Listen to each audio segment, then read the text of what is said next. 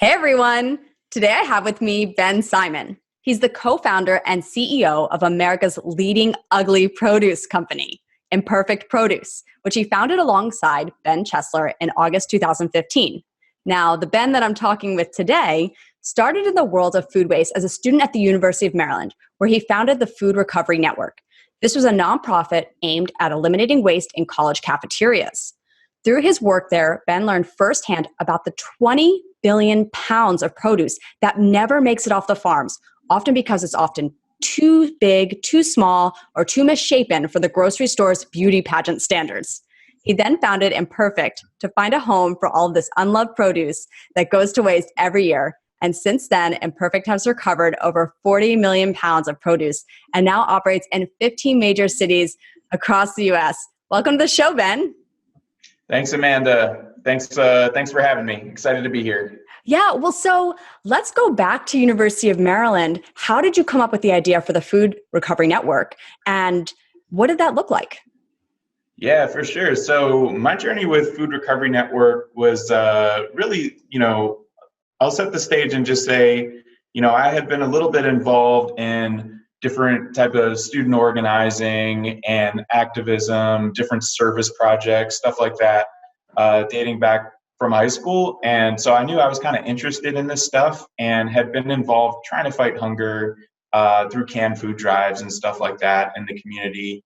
And one day, some friends and I were in the dining hall at University of Maryland and happened to just notice that at the end of the day, as they were closing down the stations, it looked like they were about to just throw all that extra food away right into the garbage can. Yeah, and it just gives you that kind of visceral feeling of like, oh my gosh. And so we approached them about it, said, hey, could we donate this? We've been in touch with different soup kitchens and stuff, and I know they'd really appreciate this food. There's some liability concerns, stuff like that. We did our research and presented them the information, got over that hurdle, and sure enough, we made it happen. And in our first semester at UMD, we recovered 15,000 pounds of that food. And shortly thereafter, you mentioned Ben Chesler, my co-founder. He was an incoming freshman at Brown University when we were getting it started. And just a few months after we started at UMD, he had started the second chapter at Brown. And from there, we just spread it all across the country. And here we are today, 8 years later, and it's at 230 colleges now across the country. So it was a pretty cool experience, and really proud of all the students who joined in on the movement. You're almost like the Katniss Everdeen, right? You're like lighting this fire that's igniting other chapters. I mean, how did you get the word out to someone like the Ben Chesler at Brown? How did he discover Food Recovery Network to know to start it at his campus? Yeah, so Ben and I had become friends the year before. He had done a gap year the year before starting at Brown, and he was in the DC area. I just sort of bumped heads with him at a nonprofit that I had interned at before. Just happened to be in DuPont Circle in DC. Stopped in to give my old boss a hug and say what's up, and met Ben Chesler, and he had been a little bit involved the year before that in kind of laying the groundwork a little bit and doing some of the research and stuff like that. So we had kind of already been in touch. Okay, I'm going to pause you there because you said old boss. So this actually goes way back even before Maryland, where you realized that you had this passion for eliminating food waste or just helping people. Where did that start? Let's go back to the beginning because it's not just college. You said you were already doing food drives. Talk to me about that journey. How did you realize that that was something you wanted to do, that you cared about? Yeah, totally. So this goes all the way back to high school if you want to go all the way back. So I started getting into different community service projects and stuff like that my junior year of high school. And so before that, back in middle school, in the first half of high school, I was like your typical jock. Like I was just all about sports and girls. And, I was pretty I would say like kind of a one-dimensional person a little bit.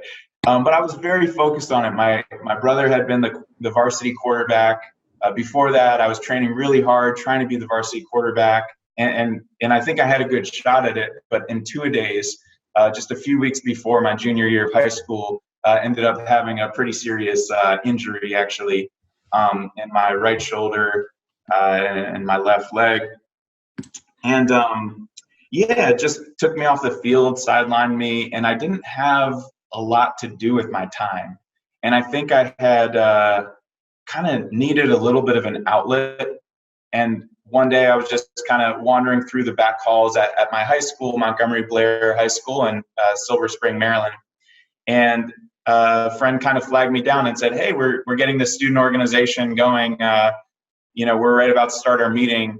It was called Students for Global Responsibility. So it took getting injured for you to almost hit the pause button on going through the motions and seeing other opportunities. And then your friend mentioned that they were joining a club or starting a club. And then how did that spark your interest? Yeah, exactly. So, my friends were starting this, or actually, sorry, it was already up and running, but they were just getting started with that meeting, and they kind of flagged me down and said, "Hey Ben, you wanna join this meeting?"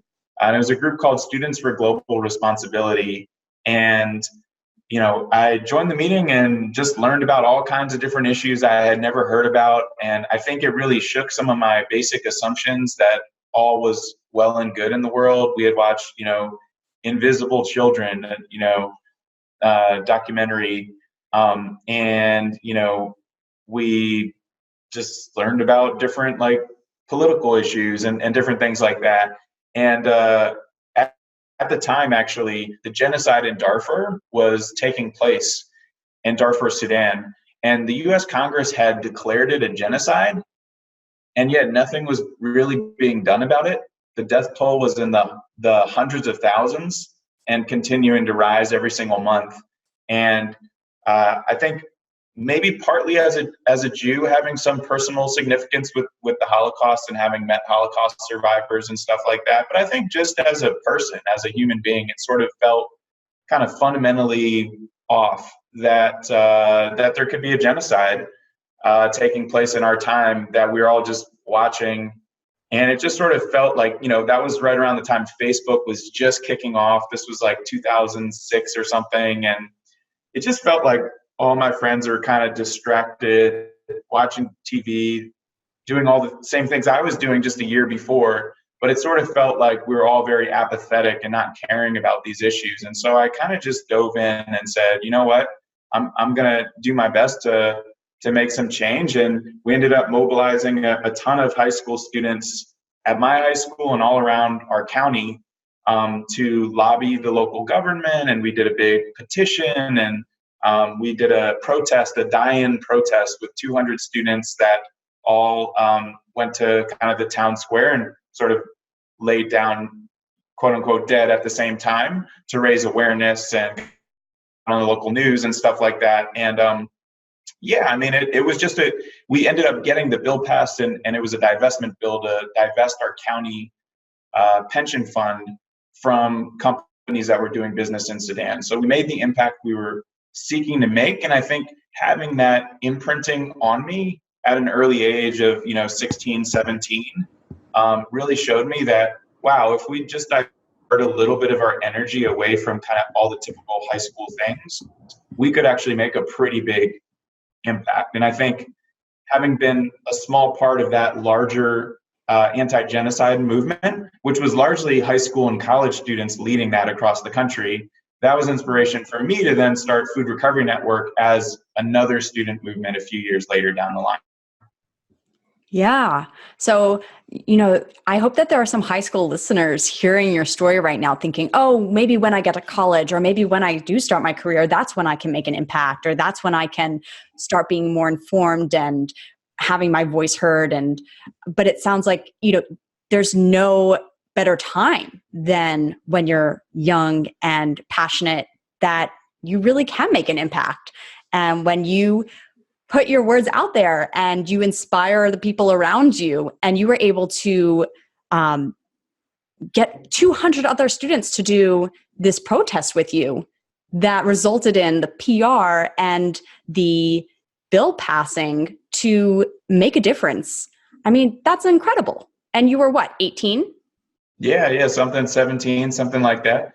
So Thank you. Thank you. Yeah, I mean, and it was awesome. And it's so funny now being on a career podcast because at the time, this is, I guess, 10, 12 years ago, I wasn't thinking about my career at all. I was thinking, all my other friends are thinking about getting into good schools and studying for their SATs and this and that. And, I don't really care about any of that stuff. I really kind of just care about trying to do my part to, organize these students to try to end this genocide. And then later I was like, well, I don't care that much about school, whatever. I just care about solving this issue of food waste. And it's so funny because now it's come full circle and it actually has created a career for me. Well, let's talk about that. I mean, so interesting. I mean, the motto of my podcast is when you speak your passion, doors open. And it sounds like that was the thread, you speaking your passion, and not even meaning for it to lead to where you are today, but the door opened where it created your career. You made a career for yourself by creating Imperfect Produce. Well, so what was that process like? You knew that you could do it on your college campus. You were able to reduce food waste from the cafeterias. You were able to create a movement from, for other universities to follow that same system. So you knew it's very entrepreneurial of you to even put that system in place, to know that you could tackle any problem and make it happen.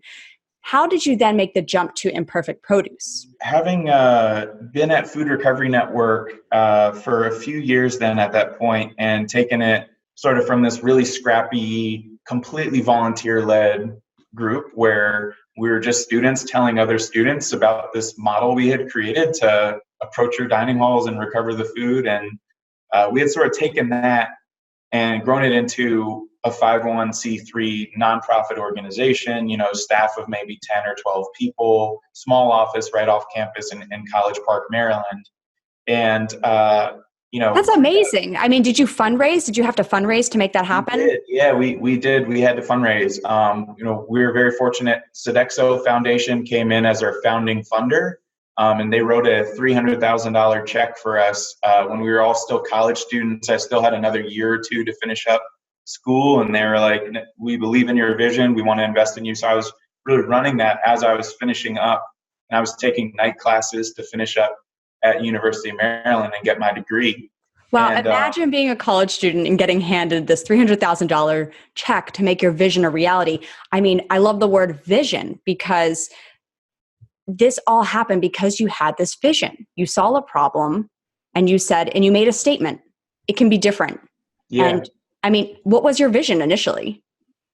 Well, the vision for Food Recovery Network, you mean? Mm-hmm. The vision for FRN was let's replicate this. Let's scale this up to other colleges across the country. The phrase was, we want to go national. So we had built up, a model that was first at one school, then 2, then 4, then the next semester 13, and then it was at 21. And, it was just exciting that all these students were bringing it to their campus. And by the way, I know, some of the folks listening are college students, and you can totally go to foodrecoverynetwork.org, and there's a whole new chapter toolkit there for you. And we have, full-time staff who are recent grads who will literally call you up each week and coach you through starting your chapter. And we were doing that. And that was the vision, was let's be at, 500 schools or 1,000 schools. And we want to make colleges the first kind of industry where recovering the food instead of wasting it is actually the norm. And I would say, we're on track. We're fulfilling that vision. We're at 230 colleges now. I kind of rolled off the board of directors a few years ago when I started Imperfect, but they keep growing and thriving. And it's a really, really great organization, really great student movement. Yeah, I mean, let's go back to, for just a moment, you're maybe 21, 22, you have this vision. Initially, it's just reduce food waste at University of Maryland, but you went big and you said, this is going to be at every university. It was go national, right? Did people tell you, that's crazy, Ben? Not that many people. I've had people say, you're crazy, and a lot of times they were right. Saying things didn't work out for other ideas I had.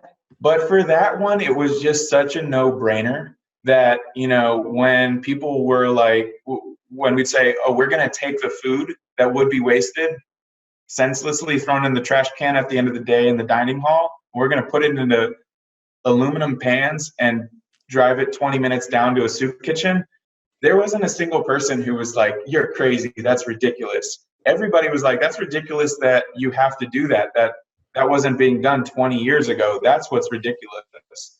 And it's really one of those common sense solutions that it was just so mind-boggling that it hadn't been done already decades ago. So yeah, there wasn't that many non-believers. I will tell you that when I started Imperfect, and it's funny because my family has a different telling of the story, but I remember it was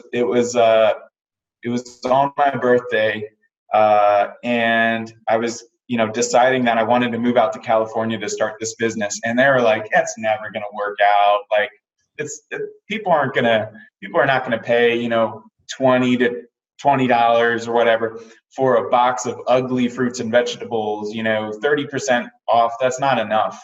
So your parents told you were crazy, that nobody would buy ugly fruits and vegetables for only a 30% discount. Yeah, that's right. And here we are now, just a few years later with Imperfect. We're now in 15 markets, actually 16. We just launched Dallas yesterday as our 16th market. So we're coast to coast, nationwide, got, tons and tons of customers, hundreds of living wage employees. And how ugly is this produce? Let's see the produce. It's not that bad. So here's a rutabaga. Okay. This one's actually pretty wonky. It's kind of funny looking, looks a little like an alien. So we just got a call from a farmer a few weeks ago that they had a bunch of these that sort of happened in their field. I think the reason he said, I think there was like a little more nitrogen in the soil than is typical, and it just sort of made the roots fan out a little bit more from what you typically expect in a grocery store. This avocado right here is just a little bit too small. It's an organic avocado. It looks perfect. Yeah. It's, other than being a little too small, it's completely perfect. What do we have here? Here's a cabbage.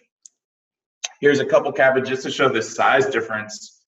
This one's about as big as my head. This one's about half that size. So just to show the difference, and they really do come in all shapes and sizes. And here's a little bit of scarring right here. You can kind of see right there. That's mechanical damage from it getting harvested out of the field, and the machine just scraping it just slightly, but still perfectly good to eat. Yeah. So, if you're watching the video, you can see these vegetables, and you can see this fruit, that it doesn't look inedible. And if you're just listening, you can hear from Ben, we're talking about a scratch here or something that's just a little too small. Just imagine all those farmers impacted by what you've created, where they can have a business model for something that they produced, that they rely on for their income. Think about the impact that you've had on food waste. Well, so what has the impact been, and what has that felt like? Yeah, so the impact is huge. We're really pumped up. So we're 3.5 years in as a business. We've recovered over 40 million pounds of produce that would have gone to waste. And by that, either gone to animal feed, gone to compost, or just gone to landfill, actually. So that's huge, 40 million pounds. We've also donated over 2 million pounds to 70 different nonprofit partners fighting hunger around the country. And we've created several hundred living wage jobs. So that's something we're personally passionate about. Not every job in food pays a living wage. In fact, most of them don't. Most of them pay minimum wage without proper benefits. And at Imperfect, we not only do living wage, great benefits, but also an employee ownership stake in the company, so that all of our employees are also owners in the company. So really, really proud about the impact we're making, and that we're going to continue to make as we grow. Yeah. Well, I can tell just like your heart, you put your heart into everything, down to the fact that you put your values that you have for, this idea, but you also, you spread your value to the people that you employ. because you're like, I also see that, I know what it's like to want to have my skin in the game. And so I want that for my employees too. That's really cool. Well, so Yeah, thank you. I want to hear a little bit about, what that felt like to go. I mean, from the very first time you delivered that aluminum pan of food to a soup Yeah. kitchen, what did that feel like? I mean, you were actually physically getting to experience what it felt like to make that difference. What was it like? It's great. It's great. I mean, one on the first part of it, going into the dining hall, partnering with the chefs and the dining hall workers who bring it out, and they're lit up, right? They're lit up with excitement that this food that they had always thought had to go in a trash can, and it totally doesn't. That they're like, oh wow, there's a better way, and they feel good. They feel like they're helping the community. So that on the front end, and then as you recover it, 20 minutes later, you're at a soup kitchen down the street. You're, handing the food over to someone who's gonna throw it in the fridge or heat it up for dinner that night. And you can see, some of the recipients of the food light up as well, and they're all smiles. They're all happy to be receiving it. What I'll say is the food we got with Food Recovery Network tended to be really good food, because this is dining hall food, and I know a lot of college students out there will say, yeah, dining hall food, really good food. I think not, but it's all relative. And I think compared to a lot of the food that folks at different soup kitchens and homeless shelters are receiving, it's really, really good food. Healthy, quality, a lot of it cooked from scratch, really good quality food. So it's an amazing experience going on a food recovery. Definitely recommend all the college students out there join their chapter if there is one on their campus, or again, go to foodrecoverynetwork.org and look into starting one. Yeah. So what's a day in your life like as a CEO and co-founder of Imperfect Produce? Yeah, so I have a lot of fun at work. I'll say that every day is a little bit different. I do really enjoy getting to be the CEO. It is fun. I would say typical day, I try to work about 9-hour days. I've found that's the right balance for me. A lot of entrepreneurs want to kind of brag about, oh, I work 80-hour weeks or this or that. I think with age and maturity, you sort of find your right balance. And for me, that's maybe a 45, 50-hour week, but it's hectic hours. So I get in the morning, try to catch up on some email, get rushed into different meetings. I've got different approvals that I have to make, hiring decisions, calls with our board of directors, reporting out, here's how we're doing, or strategizing on different issues. Could be going to do some public speaking or some press. So it's really, each day is a little bit different, but they're a lot of fun. And for those that don't understand Imperfect Produce, the business model, can you break it down for listeners about what that looks like? Is it, instead of me going to my local grocery store and buying my produce, instead I'm subscribing to support ugly produce that will reduce waste? Exactly, yeah. So the way that our business model works at Imperfect Produce is you sign up at imperfectproduce.com and get a weekly subscription for about 30% cheaper than what it costs in the grocery store. So you pick your box. For me and my fiance, we have a medium fruit and vegetable conventional box. And, we get that each week. And each week, a few days before we get the box, we get a reminder to customize. So we have about 60 different produce items to choose from, about half are organic, half are conventional.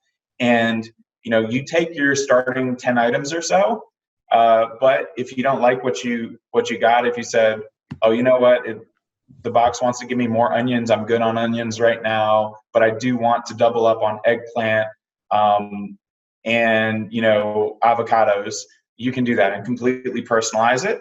And moving forward, we've got a bunch of grocery items as well, a bunch of non-produce items that we're starting to put in the box as well. So yeah, that's how it works. That's really cool. Does that change the way that you cook and the way that you eat?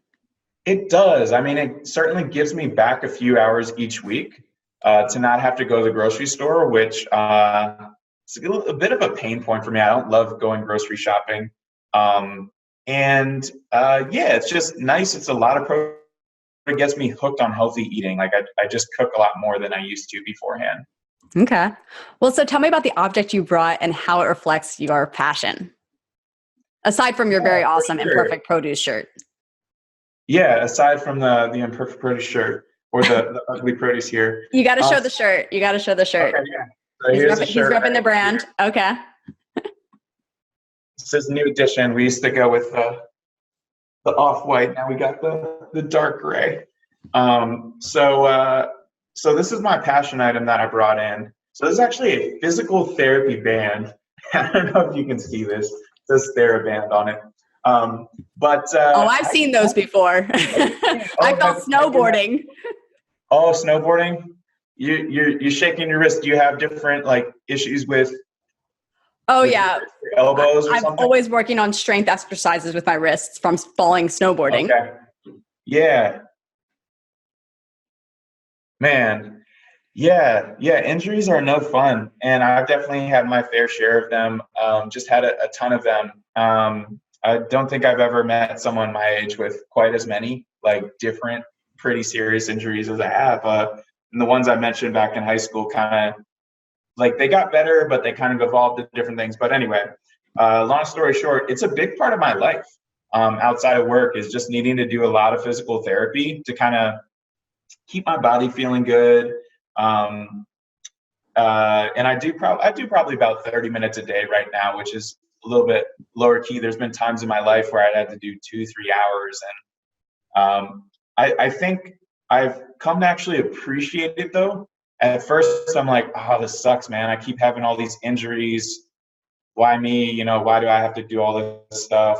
But I've come to appreciate it because it's really built sort of discipline and patience and gratitude and all these different things for like, takes you back to basics of like not needing all of these different frills in life, but just realizing that, you know, what's important is just health and happiness. And it's just kind of been a strong foundation that kind of give me the right mindset to go into something like trying to create a startup.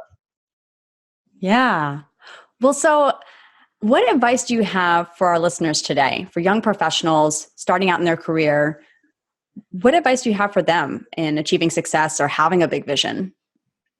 Yeah, for sure. I think one piece of advice I have for folks is to try to figure out what you're passionate about and try to get started in that early.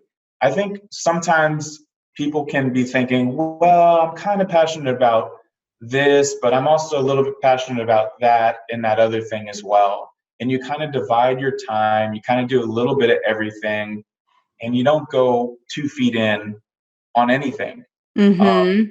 And I had somebody give me advice. It was actually a boss that I didn't love. This is about 10 years ago. But at the time, I was kind of spreading my passions around.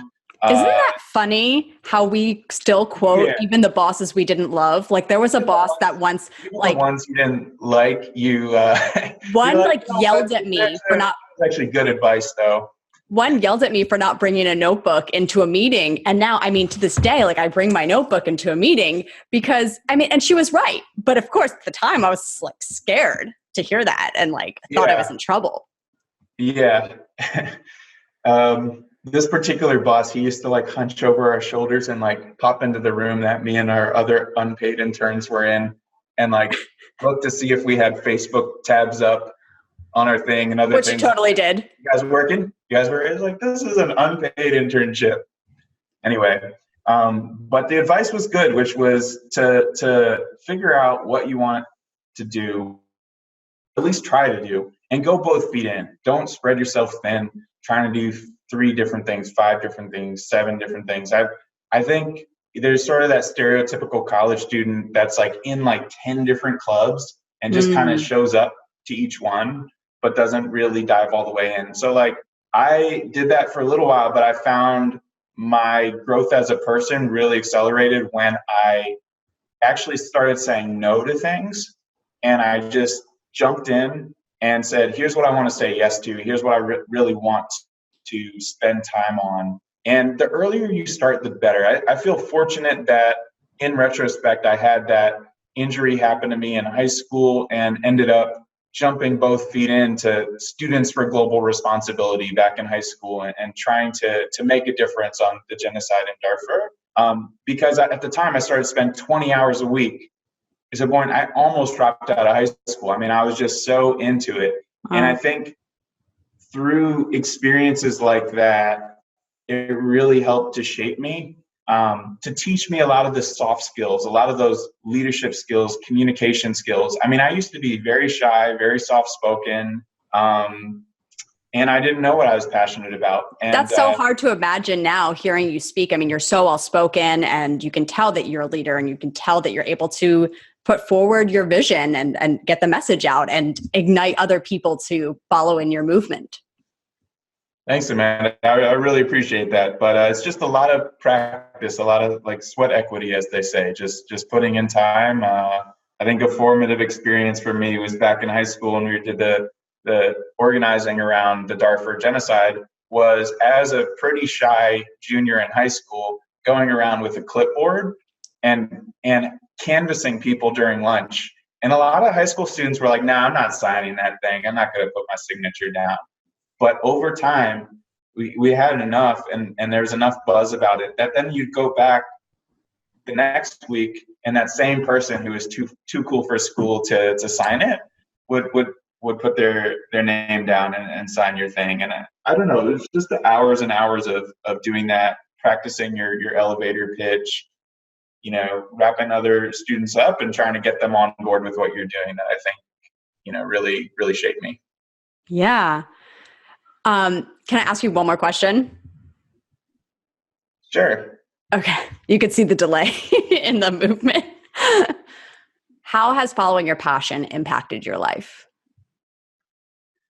Yeah, I mean, I think following my passion has really just defined my life. My whole life really does revolve around my job, because it is my passion. It's an extension of myself. And you know, being the CEO of a startup now with a few hundred employees, it's a serious job, and it's a lot of weight that I have on my shoulders. And so, you know, I try my best to not be thinking about the job when I'm not working. I'm pretty good about not working nights, not working weekends, and finding a pretty healthy balance there. But I mean, that is my life, right? It's hard to separate out my passion from my life, because I'm spending, you know, pretty much all my time on it. But that's kind of what's cool, is that, you know, of course there are elements to work that are always going to be work, but majority of the time it doesn't always feel like work. It can be a little fun. And it doesn't feel like work at all. I have a great time. I mean, I remember back in college, I used to have a lot of anxiety about big papers coming up and stuff like that. I'd always obviously save them to the last minute, rushing to print in the library and then dash over to the class to hand it in as the class was starting. You know, like there's a lot of stuff in college that was really anxiety producing. And in high school as well, like I just wasn't that good of a student. I didn't enjoy it that much, but I found this passion outside of school that, again, when I started, I never thought that it would someday be a job for me, much less a whole company that I'm starting. But it's really become that, and it's been a pretty amazing journey. Yeah. Well, I'd like to encourage everyone listening today to take a chapter from Ben's book and pick that one thing that you can dive into with both feet, right? And so if you are someone that has a lot of varied interests, and I think that's totally okay to be multi-passionate and have a lot of hobbies, but what's something today that you can identify that you can go a little more in on, and possibly with 2 feet and diving all in and really make an impact? And I hope that you're inspired by Ben's story. I hope that you enjoyed listening to this podcast. If you do, please leave a review. Thank you so much for subscribing. Remember, when you speak your passion, doors open. Thanks for coming on the show, Ben. All right. Thanks a lot for having me. All right. Bye.